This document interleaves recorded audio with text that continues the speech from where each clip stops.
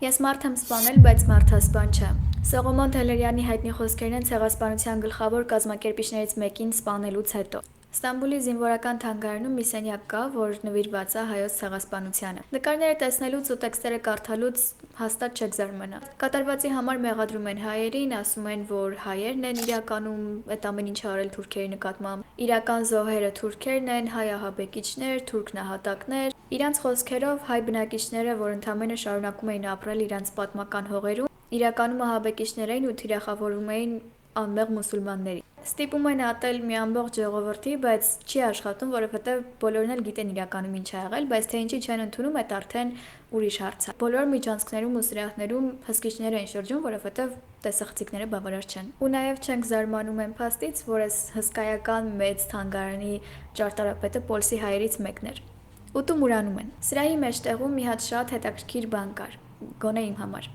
Արյունոտ վերնաշապիկ։ Սա այն վերնաշապիկն է, որ Թալյատ Փաշան հագել էր սպանվելու օրը։ Գրել են վերնաշապիկը, որ մեծ վեզիր Թալյատ Փաշան հագել էր 1921 թվականի մայիսի 15-ին Սողոմոն Թեհլերյան անունով մի հայ կողմից սպանվելու ժամանակ։ Եթե ինչ սպանությունը տեղի ա ունեցել 1921 թվականի մարտի 21-ին։ Խոսում ենք Սողոմոն Թեհլերյանի մասին, որ բոլորս էլ համառոտ գիտենք ով էր, ինչ էր արել, բայց այն, ինչ մեզ պատմել են այս դեպքի մասին, իրականում սուտ է։ Բարի գալուս Case Closed, որտեղ խոսում ենք մարդասպանների, սերիական մարդասպանների, դաժանության դատերի ու պարանորմալ երևույթների մասին։ Հիշեցնեմ, որ ալիքում բոլոր պատմությունները իրական են ու նախատեսված չեն զգայուն մարդկանց ու անչափահասների համար։ Այս դեպքում մի քիչ ուրիշ է։ Ինձ հասնում է զգուշացնել, բայց եթե ուզում եք նայեք հետաքրքիր է։ Ես սովորություն ունեմ, որ առանց պրովոկացիայի կարող է ֆիքսվեմ կոնկրետ բանի վրա ու որոշեմ, որ դրա մասին պիտի ամեն ինչ իմանամ։ Մի օր հեռախոսիս մեջ պատահական տեսա այս նկարը ու հասկացա, որ այս մասին մեզ երբեք ոչ մեկ շատ մանրամասներ չի ասել։ Դպրոցական պատմության գրքերում ասվում է, որ Սողոմոն Թեհլերյան սպանել էր Թալյատ Փաշային Բեռլինում, բայց նախ ինչի էր Գերմանիայում ու ոնց էր գտել։ Եթե Գերմանիայում է կատարվել սպանությունը, ինչ հիմունքներով են արդարացրել, հաշվի առնելով, որ օրենքի երկիր է։ Երբ որ սկսեցի այս հարցերին պատասխաններ փնտրել, հասկացա, որ մեզ խաբել են։ Կամ գոնե ամբողջ ճշմարտությունը չեն ներկայացրել ու դա շատ բան է փոխում։ Շատ ծավալուն թեմա է, ինձ թվում է շատերին կհետաքրքրի, անգամ եթե պատմություն չեք սիրում։ Սա դոկումենտալ ֆիլմ չի, ես ձեր պատմության դասատուն չեմ, եթե սպասում եք դրամատիկ գրական հայերենով տեղեկատվություն, հիշեք, որ ես ձեզ նման բան չեմ խոստացել։ Երբեք։ Ամեն ինչ պատմելու եմ հնարավորինս պարզ ու հասկանալի, բայց պատմությունը հասկանալու համար կոնտեքստ է պետք, այսինքն շատ բան ունենք խոսելու, անցնում ենք առաջ ու սկսում ենք ամենասկզբից։ Սողոմոն Թեհլերյանը ծնվել էր 1896 թվականի ապրիլի 2-ին Երզնկա գավառի ներքին Բագարիչ գյուղում։ Ծնողները հնազանդ ու խաչատուր Թեհլերյաններն էին։ Մենք չգիտեմ ինչի ենք Թեհլերյան ասում, եթե իրականում Թեհլերյան է եղել, բայց քանի որ այդպես ենք սովոր, այդպես էլ կշարունակենք։ Թեհլերյանները 4 տղա ունեին՝ Միսակը, Սեդրակը, Ավետիսն ու ամենափոքրը Սողոմոնն էր։ Տեղեկություն կար, որ էլի են երեխա ունեցել, բայց 3-4 տարեկանում մահացել է։ Մայրը տնային տնտեսուհի էր, իսկ հայրը զբաղվում էր առևտրով։ Այս այցերից մեկի ժամանակ 1905 թվականին Խաչատուր Թեհլերյանին ձերբակալեցին 6 ամսով, որովհետև այդ ընթացքում արդեն լարվածությունը բավականին մեծ էր։ Հայ հեղափոխական դաշնակցությունը Սուլթան Աբդուլհամիդի դեմ մահափորձ էր կատարել, իսկ Բալկանյան երկրներում, որոնց մեջ նաև Սերբիան է մտնում, հեղափոխություններ սկսել։ Հիմա նորից չենք խորանում այդ ամեն ինչի մեջ, որովհետև կդառնա պատմության դաս, բայց կարճ ասած Սերբիան այդ տարիներին շատ ագրեսիվ քաղաքականություն էր վարում, փորձում էր տարածաշրջանը լրիվ ազատել Օսմանյան կայսրությունից ու դրա համար կառուցում էին ստորգետնյա ապաստարաններ, բունկերներ, պատրաստում էին ռումբեր, որ հենց նախատեսված էին Օսմանյան կայսրության դեմ օգտագործելու համար։ Հիմա պատկերացրեք հայ տղամարդ, որ անընդհատ ճամփորդում էր Արևմտյան Հայաստանից Սերբիա ու հակառակ ուղղությամբ, բնականաբար պիտի կասկածելի թվար։ 6 ամսով ազատազրկվեց, բայց քանի որ այս մարդը ոչ մի բան չէր արել, ընդհանրապես փորձում էր աշխատել ու ընտանիքին պահել, ստիպված են լինում բաց թողնել։ Ընտանիքի եկամուտը Խաչատուրն էր ապահովում։ Այս ընթացքում եղբայրը, Ասատուրը, որ ապրում ու աշխատում էր Երզնկա քաղաքում, հնազանդին Սողոմոնին, հարսներին ու թոռներին տանում է իրան ավելի մոտ, որ կարողանա ֆինանսապես օգնել, մինչև որ եղբայրը կազատվեր։ Բացի այդ, ներքին Բագարիչում արդեն հայտնվել էին թուրք իշխանությունների ուշադրության կենտրոնում ու չնայած որ ոչ մի բան չէին արել, իրանց դավաճան էին համարում։ Խաչատուրն էլ բանտից դուրս գալուց հետո միացավ ընտանիքին։ Այս ընթացքում այդ քաղաքում մոտ 30,000 մարդ էր ապրում, որոնց կեսը հայեր էին, մյուս կեսը թուրքեր ու քրդեր։ Հայկական համայնքը այստեղ շատ կապված էր, ճանաչում էին իրար, ծանոթ էին, շատ դեպքերում բարեկամներ էին։ Այսպես անցավ մի քանի տարի, մինչև Սողոմոնը դարձավ 17 տարեկան։ 18 տարին լրանալուն պես պիտի անցներ զինվորական ծառայության ու բնականաբար ծնողները չէին ուզում, որովհետև խոսքը հայկական բանակի մասին չէր։ Պիտի կռվեր Օսմանյան կայսրության համար ու հավանաբար սպանվեր։ Սողոմոնը տեղափոխվեց Բելգրադ, Սերբիա, միացավ հորեղբոր ու եղբայրների բիզնեսին ու այդտեղ մի տարի աշխատելուց հետո պլանավորում էր ընդունվել համալսարան արդեն Գերմանիայում, բայց չհասցրեց, որովհետև շատ չանցած սկսվեց առաջին համաշխարհային պատերազմը։ Հայերը ամբողջ աշխարհից հավաքվում էին Թբիլիսիում, ջոկատներ կազմում ու ռուսական կայսրության հետ կռվում Օսմանյան կայսրության դեմ, ինչի որովհետև ցեղասպանությունը չի սկսվել 1915 թվականին։ 1894-ից 96 թվականներին Համեդյան ջարդերի ժամանակ սպանվեց 300,000 մարդ։ Ադանայի կոտորածի ժամանակ արդեն 1909 թվականին մահացավ 20-ից 30,000 հայ։ Արևմտյան Հայաստանի հայ բնակիչները ստիպված էին վճարել անհամեմատելի ավելի բարձր հարկեր, քան տեղի ոչ հայ բնակիչները։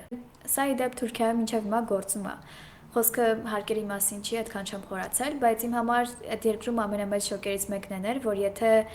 սովորական թանգարանա, որ Թուրքիայի քաղաքացիների համար կարող է արժանալ մինչև 1 եվրո, տուրիստները ստիպված են վճարել 30, 40, 50 եվրո, եթե ոչ ավել։ Չենք մոռանում, որ չնայած որ այս մարդիկ թուրք չէին,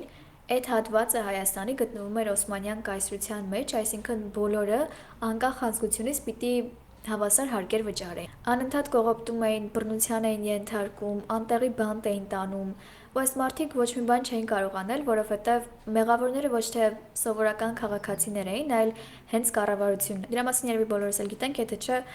հետո կխոսենք։ Բայց այս մարդիկ ազատություն էին ուզում, իրանց հայրենիքն էին ուզում։ Դրա համար աշխարհի տարբեր անկյուններից գալիս հավաքվում են Թբիլիսիում, կազմում ջոկատներ, տեղակայվում տարբեր հատվածներում ու սկսում կռվել։ Չնայած որ որոշակի հաջողություններ ունենում են, բայց հասնում են Վան ու տեսնում են, թե մարդկանց ոնց են կոտորում։ Գյուղերը վառված էին, աչուձախ կմախքացած դիեր էին։ Զոհերը տարբեր մարդիկ էին, տարբեր տարիքի, սեռի, բայց բոլորը հայեր էին։ Սա 1915 թվականի մայիսն էր։ Դրանից հետո երկար տարիներ Սողոմոնը ապրում էր այն վախով, որ նույն ճակատագրին արժանացած կլինեն մայրը, եղբայրը, բոլոր հարազատները, ովքեր պատերազմը սկսելու ժամանակ իրենց հետ Բելգրադում չեն եղել։ Արդեն 1917 թվականին Ռուսաստանում հեղափոխություն էր, շատ զինվորականներ զենքերը թողնում ու գնում էին տուն։ Թուրքերը ավելի ուժեղ են սկսում պայքարել, գրավում են Արևմտյան Հայաստան ու արդեն սկսում էին մոտենալ Երևանին։ Արևմտյան Հայաստանից որոշ մարդիկ կարողացել էին ողջ մնալ ու հայտնվել էին Երևանում, Մեջմիածում ու մոտակա քաղաքներում։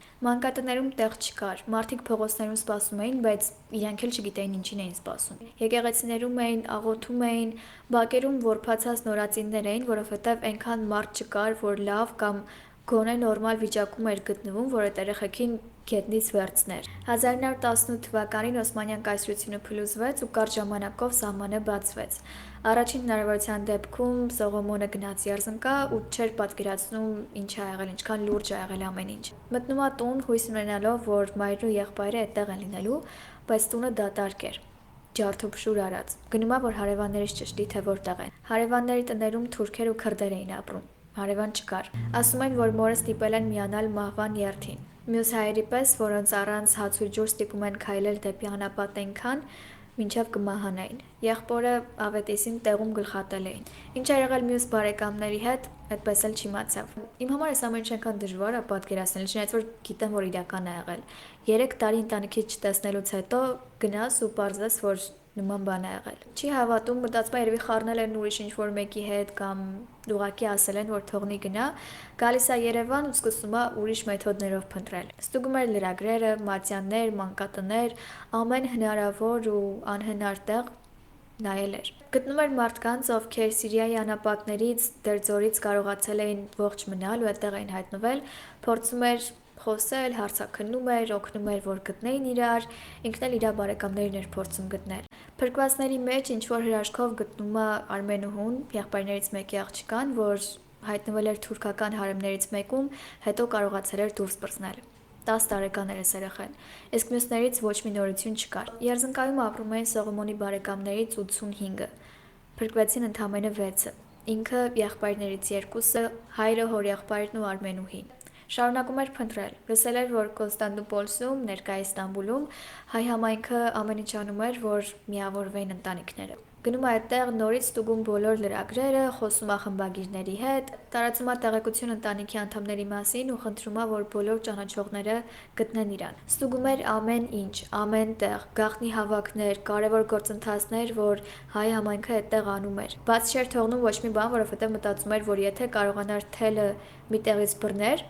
հնարավոր է, որ ընտանիքից հարազատներից շատերին գտներ։ Այսպես հանդիպեց ճակատամարտ թերթի աշխատակիցներից մեկին, Երանուհի Դանիելյանին, որ առաջին հայացքից միգուցե մյուս փրկված հայերից շատ չէր տարբերվում, բայց իրականում շատ մեծ ու կարևոր գործ էր անում։ Երանուհին հայ հեղափոխական դաշնակցության Հույդայի հատուկ մարմնի անդամ էր դարձել։ Հիմնական աշխատանքը ցեղասպանության կազմակերպիչների ու դավաճան հայերի մասին տեղեկություն հավաքելն էր։ Հատուկ մարմինը նպատակ ուներ պատժել այն բոլոր մարդկանց, ովքեր ցեղասպանության իրագործման հետ կապ են ունեցել։ Իսկ Սողոմոնը, երբ որ լսում է դրա մասին, առանց մեկ վայրկյան մտածելու որոշում է միանալ։ Երանուհին մի օր Սողոմոնի հետ դուրս գնաց քայլելու, ուղղորդեց Ստամբուլի թաղամասերից մեկը ու ցույց տվեց մի տուն։ Այս տանը ապրում էր Հարություն Մկրտչյանը, որ պատմության մեջ անցավ որպես մատնիչ Հարություն։ Սա այն մարդն էր, որ 1915 թվականի ապրիլի 24-ին թուրքերին հանձնեց սև ցուցակը։ 250 անուն, 250 հայ մտավորականներ, որոնցից փրկվեց ընդամենը 10-ը։ Մինչդեռ հայերին կոտորում էին, այս մարդը հանգիստ շրջում էր քաղաքում ու վայելում են գումարը, որ առաջարկել էին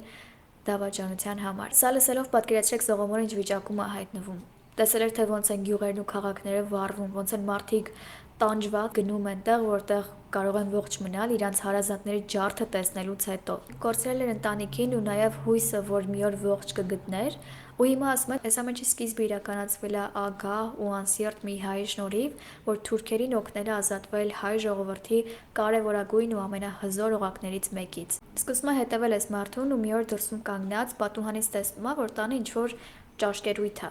Թե ինչ էին նշում ու ինչ սրտով չի հասկանում, բայց երբ որ այս մարդը կանգնում է, որ կենաց ասի, Սողոմոնը հանում է ատրճանակը ու կրակում ուղիղ սրտին։ Հաջորդ օրը իմացա, որ չի մահացել, ասում է ոնց չի մահացել։ Ուզում է գնա, որ գործը ավարտին հասցնի, բայց Երանուհին հետ է պահում։ Եթե գնար, արագ կբռնվեր, հետո ասում էին, որ հույս չեն տալիս։ Մեկ օր հետո մահացավ։ Սրա մասին լսում են բոլորը։ Հայկական համայնքներում բոլորը հերոսացնում էին այն մարդուն, որ սպանել էր մատնիչ Հարությունին, չնայած որ չգիտեն թե ով էր։ Բնականաբար սրա մասին լսում է նաև Հույդան, հատուկ մարմինը, որի համար աշխատում էր նաև Երանուհին։ Որոշում են, որ իրանց գործերի մեջ պիտի ներգրավեն նաև Սողոմոնին։ Այս քայլով դեռ չգիտեր, թե ինչ ծավալի գործի մեջ էր մտնում ու թե ինչ մասշտաբների էր հասնում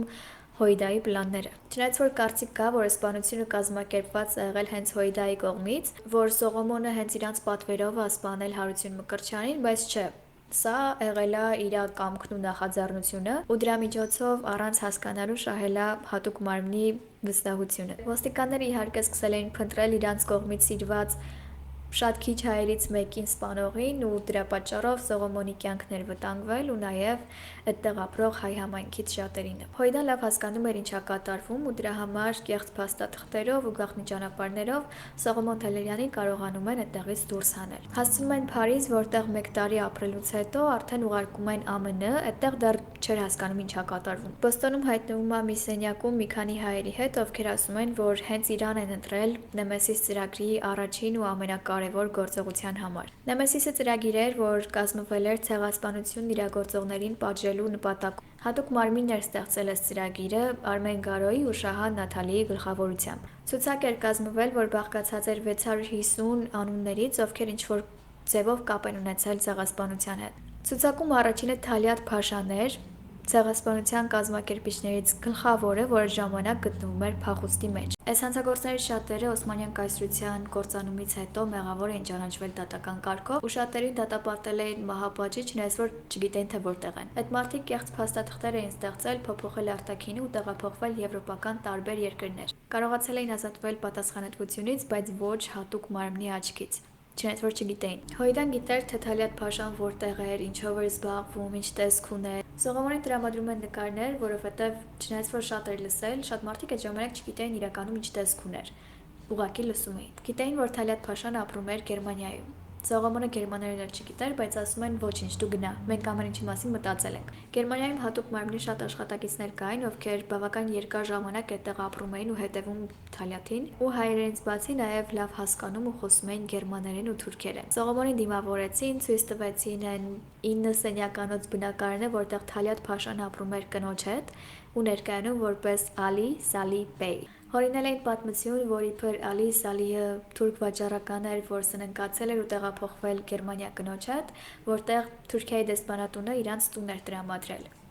9 սենյականոց։ Okay. Սողոմոնը տուն վարձեց այդ շենքի հարևանությամբ ու սկսեց անձամբ հետևել Թալյաթին։ 1921 թվականի մարտի 15-ին առավոտյան 10:45-ի սահմաններում Թալյաթ Փաշան դուրս եկավ տնից, որ գնար ձեռնոց առնելու, բայց Թեհլերյանը այդտեղ էր։ Ճանաչեց, մոտեցավ թիկունքից, հանեց ատրճանակն ու կրակեց վզին։ Գնդակը անցավ ողնուղեղի միջով ու դուրս եկավ աչքի վերևի հատվածից։ Թալյաթ Փաշան ընկավ գետնին ու մահացավ սեփական արյան մեջ։ Սողոմոն Թեհլերյանին հրաման էր տրվել չփախչել,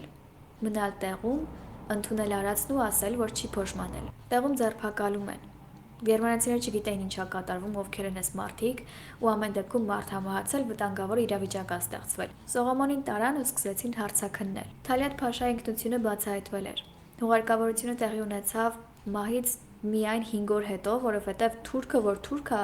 հրաժարվում էին այս մարդուն Թուրքիայում թաղել։ Թաղեցին Գերմանիայում։ Ճոխսուք էր։ Դատավարությունը տեղի ունեցավ նույն թվականի հունիսի սկզբին Բեռլինում։ Տևեց ընդամենը 2 օր։ Վարձել էին ամենալավ փաստաբաններին ու ծախսերի մեծ մասը հոգում էր Հոյդան, բայց աշխարհի տարբեր անկյուններում հայերի նվիրատվություններից էլի շատ գումար էր հավաքվել։ Դատավարության ընթացքում իրավաբանների խորհրդով ներկայացվեց դեպքերի այն հաջորդականությունը, որ մեզ ներկայացնում են դպրոցական դասագրքերում, ու որը մեծ մասամբ չի համապատասխանում իրականությանը, բայց նշանակում էր, որ մեծանում են Սողոմոն Թեհլերյանի ազատ արձակվելու հնարավորությունները։ Դատարանում Սողոմոնը ասաց, որ մենակ էր գործել, միջնորդություն չի եղել, որովհետև բնականաբար Հոյդային չէր մատնելու։ Պատմում է, թե ոնց են ընտանիքի անդամներին իր աչքի առաջ սպանել։ Կտրել էին եղբոր գլուխը, բնաբարել քրոջ ու հետո սպանել նաև մորը։ Ինքը գլխին հարված ստանալուց հետո ընկել ա, թուրք իշխանությունները մտածել են, որ մահացած ա ու թողել գնացել են։ Հետո երբ որ արթնացել ա, ինչ-որ քուրդ ընտանիք ա օգնել, որ ողջ մնա, այդպես փրկվել ա։ Տարիներ անց արդեն հայտնվել ա Բեռլինում ու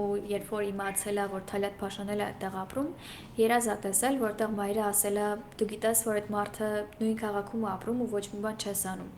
Դու իմ տղան չես։ Սա պաշտպանող կողմի ռազմավարությունն էր։ Սողոմոնը քույր չի ունեցել։ Իր աչքով ընտանիքի մահը չի տեսել։ Ինքը այդ ժամանակ լրիվ ուրիշ տեղ էր։ Ռուսական կայսրության հետ կռվում էր Օսմանյան կայսրության դեմ։ Եթե ճիշտ է ասել, կնշանակեր, որ հնարավոր ա, որ բացահայտվեր Նեմեսիս ծրագիրը, որի մեջ հարյուրավոր մարդիկ կային, կազմակերպիչներ ու կամավորներ։ Սողոմոնի նպատակը այստեղ ազատ արձակվելը չէր։ Ինքը գոհ էր արածից ու հպարտ էր։ Հիմա կարևոր էր, որ Եվրոպայում խոսվեր ցեղասպանության մասին։ Գերմանացիները լավ գիտեին ինչ ա եղել։ Առաջին համաշխարհային պատերազմի ժամանակ գերմանացիներն ու թուրքերը դաշնակիցներ էին։ Շատ գերմանացի զինվորականներ այդ ժամանակ Օսմանյան կայսրությունում են եղել ու տեսել են ինչ ա տեղի ունեցել։ Այդ դեպքում ինչի ոչ մի բան չարեցին։ Գերմանիան համարվում է մարդասեր ժողովրդավար երկիր։ Ոնց է ստացվել, որ տեսնում էին այս ամեն ինչի ու հերիքչի չէին բարձրաձայնում, մի հատ էլ ովքեր որ խոսում էին,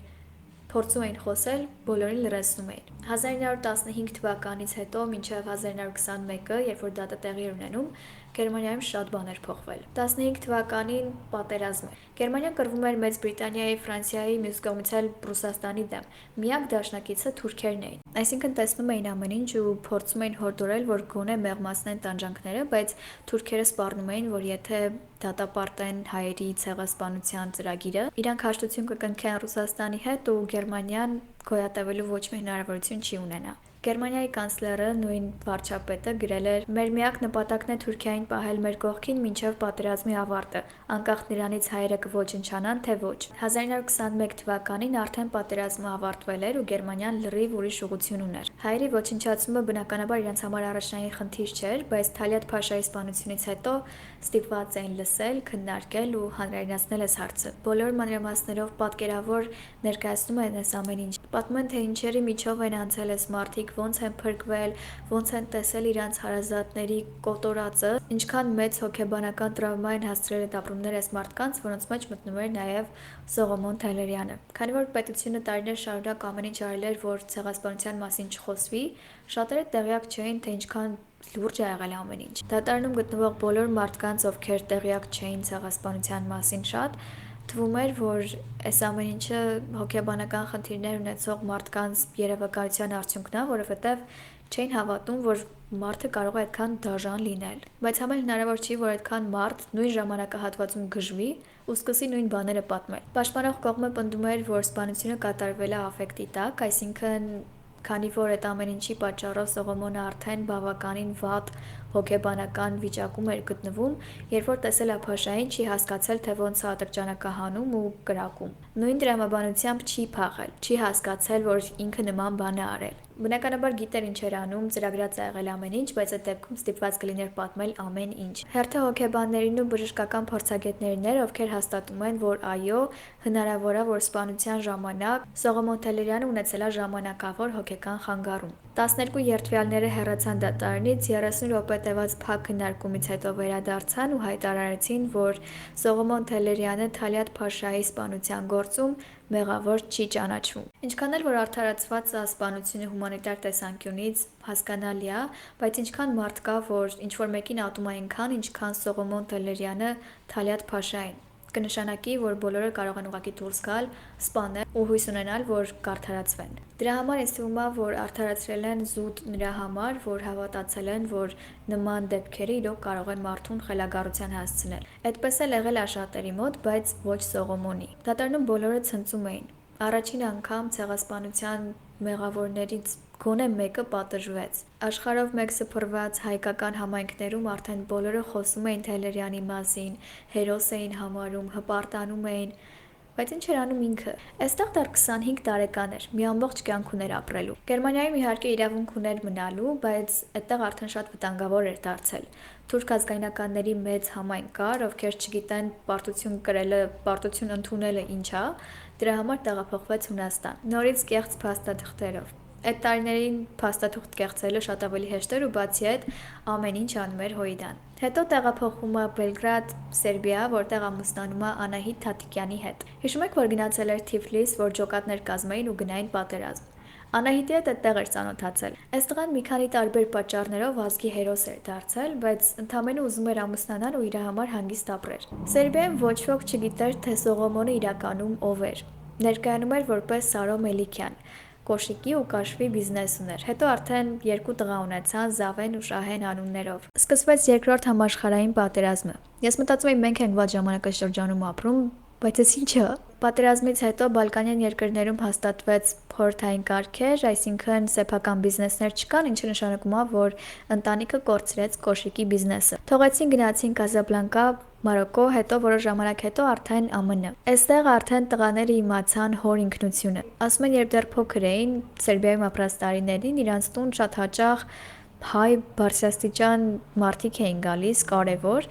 ու հորը դիմում էին որպես Սողոմոն, ինչը անհասկանալի էր, բայց ծնողները ասում էին, որ կատակ են անում կամ պապիկին շատ նման էր, Սողոմոնն էլ պապիկի անունն էր։ Չէին ասում, որովհետև երեխա են, դե կարող է գնային դրսում միտեղ նստեին, ասեին, գիտեք իմ պապան Սողոմոն Թեհլերյանն է, հայ ազգային հերոս, թուրք վեզիր է սպանել։ Իսկ դա մի կողմից վտանգավոր էր, մյուս կողմից ոչ ցանկալի։ ԱՄՆ տեղափոխվելուց հետո որոշ ժամանակ ապրեցին Ֆրեզնոյում, որտեղ շատ հայեր կային, հետո արդեն տեղափոխվեցին Սան Ֆրանցիսկո։ Այստեղ սովորական հասարակ համեստ կյանքով էին ապրում։ Սողոմոնը պահեստապետ էր աշխատում, սիրում էր նարդի խաղալ ու հանգիստ նստել։ Երբեք չէր խոսում Բեռլինի դեպքերի մասին։ Մարդը հերոս էր, բայց աստղայինը չէր տարել։ Ու մեկ էլ ասում են, որ երբեք թուրքերի մասին ոչ մի վատ բան չի ասել։ Տղաներից Զավենը ավիացիոն ինժեներ էր դարձել, իսկ փոքր եղբայրը Շահենը Wells Fargo բանկի կառավարիչներից մեկն էր երկար տարիներ։ Ընտանիքում առաջինը մահացավ հենց Սողոմոն Թեհլերյանը 1960 թվականի մայիսի 23-ին հանկարծամահ լինելով։ Մահվան լուրը տարածվեց ամբողջ աշխարհում։ Մարդիկ ԱՄՆ-ից ու աշխարհի տարբեր երկրների հայկական համայնքներից ամեն ինչ թողնում ու գալիս էին հարգանքի տուրք մատուցելու։ Մարմինը Սան Ֆրանցիսկոից տեղափոխվեց Ֆրեզնո, որ ամփոփվի Արարատ գերեզմանատանը։ 19 տարի հետո մահացավ կինը, Անահիտը, թաղվեց ամուսնու կողքին։ Անահիտը միշտ իմացել է Սողոմոնի ծրագրերի մասին, անգամ խիստ գաղտնիության դեպքում գիտեր ինչով էր զբաղված ու սպասում էր, որ վերջացներ, ամուսնանային հանգիստ ապրեին։ Հետո արդեն այդ գաղտնիքը երկար տարիներ պահեց իրանց երեխեքից, մինչև որ ապահով դարձավ։ Ամեն ինչ իրար հետ էին անում, դրա համար թաղվեց կողքին։ Զավենը մահացավ 2021 թվականին, իսկ Շահենը 2024-ին։ Հիշենք, որ եղեռնից փրկվածներից յուրաքանչյուրը առանձին պատմություն ունի։ Սա դրանցից մեկն է, բայց բոլորն էլ հերոսներ են։ Արդեն քանի տարի է անցել ու եթե մենք չխոսենք դրանց մասին, ոչ ոք չի խոսի։ Շնորհակալ եմ, որ մնացիք մինչև վերջ։ Այս վերջն է, էլի։ Կհանդիպենք հաջորդ շաբաթ։ Գնացինք։ Բայ։